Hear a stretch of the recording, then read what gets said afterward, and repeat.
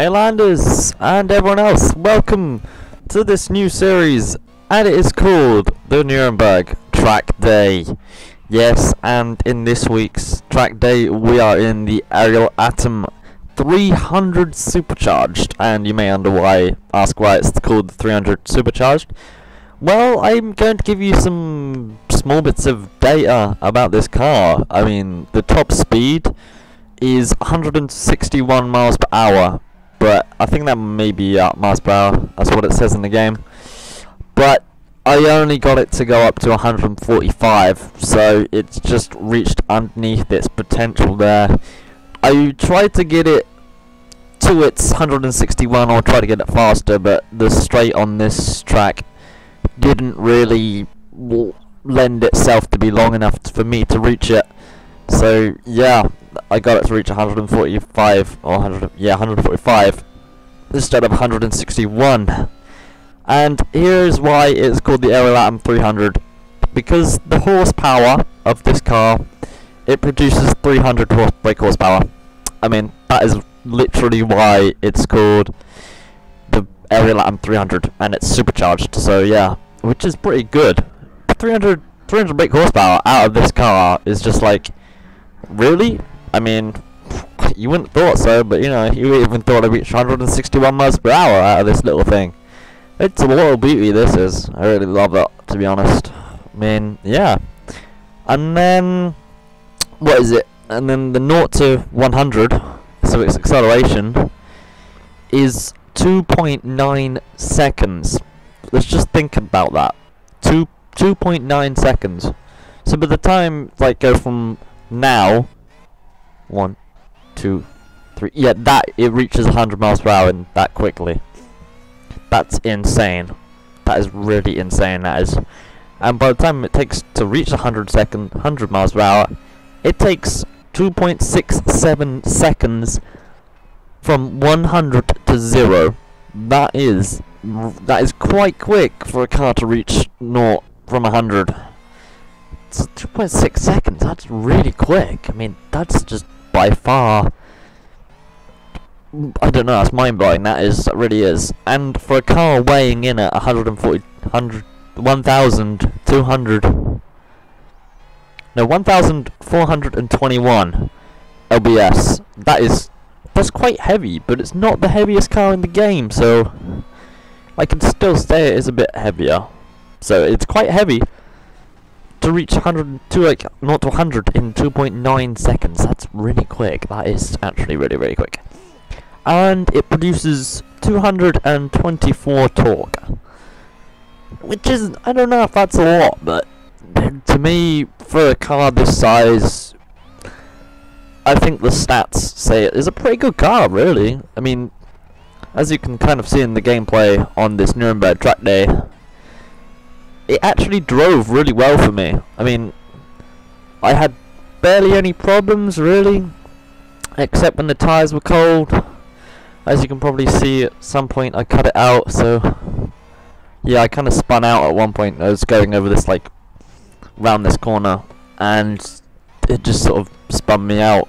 I don't know if my tyres weren't cold. I think it's just the track, really, but you know, couldn't help it, to be honest.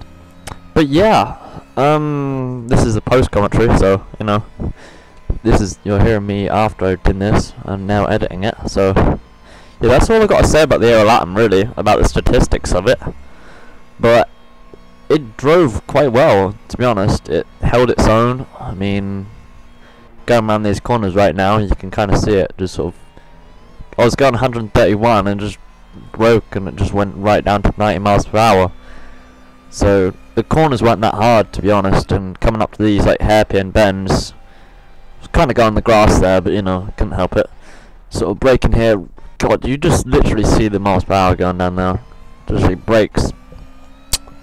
You can tell why it's like 2.67 seconds to get to 100 to 0, because my God, that digital counter looks good. Yeah, and this is where I spun out, and there you go.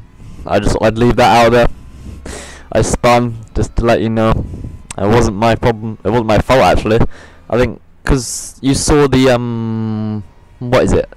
It's some kind of concrete. I don't know what it is. It's like really old concrete, I think, from when the track was first there.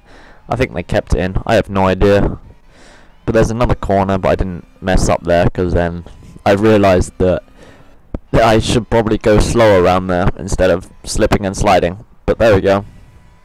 So the corners on these is quite not too bad. I do go off the track sometimes, but it's a track day. I'm not here to get a quick time, but I will tell you what the time is right at the end. As you can see, getting to get there. Going around this corner was just literally, I don't know what happened here. I was like, go onto the grass. I have no idea, but it happened. These things happen. You can't help it. But yeah, a bit of facts about Nuremberg. I mean, some say there's a lot more corners on this track, but in Project Cars it says there's 73 corners.